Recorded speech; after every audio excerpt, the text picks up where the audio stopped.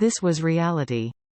Also, 1 week after the September 11 attacks, a Grammy-winning American songstress with a voice that tilted toward the miraculous announced that she would release a hit single from a decade earlier and donate all of the proceeds to the New York firefighters' 9/11 Disaster Relief Fund and the New York Fraternal Order of Police. The singer was Whitney Houston. The song was our national anthem. And this too was reality. Houston had sung the Star-Spangled Banner at the Super Bowl in 1991, just 10 days after the start of the Persian Gulf War. The then 27-year-old Grammy winner brought the nation together with her rendition. She did not just sing the anthem. Houston made it new again by slowing it down, extending the word "free" so that it seemed to soar above and through us, infusing the battle hymn with the soul of concern. Watch the video. Her smile, the crucifix earring dangling out of her headband, the subtle movements, and the triumphant beam of her countenance and heavenward thrust of her arms when she reminds us once again that we are the glorious inhabitants of the land of the free and the home of the brave. It was a time when Americans needed to believe in our country. Houston reflected in an interview with People magazine shortly after the event.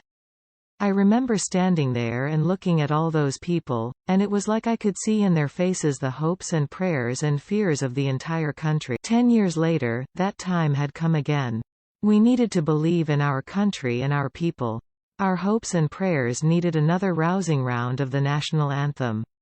And so Houston gave it to us once more, and it soared in the charts, generating at least $1 million for the firefighters and police of New York. There's much that we need to remember on the 20th anniversary of the September 11 attacks, and much of it is wrought in gloom and heart-hardening.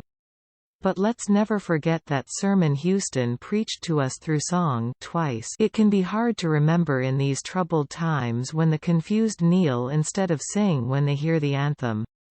When hatred of our history is treated as wisdom.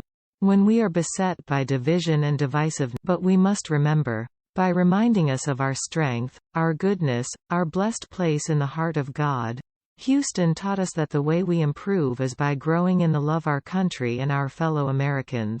This is not just a dream of long-lost patriotism. This is reality. The air in New York was poisoned, but when Whitney Houston's Star-Spangled Banner sounded out in the streets again in the days and weeks after the attack, our minds and hearts were free and brave.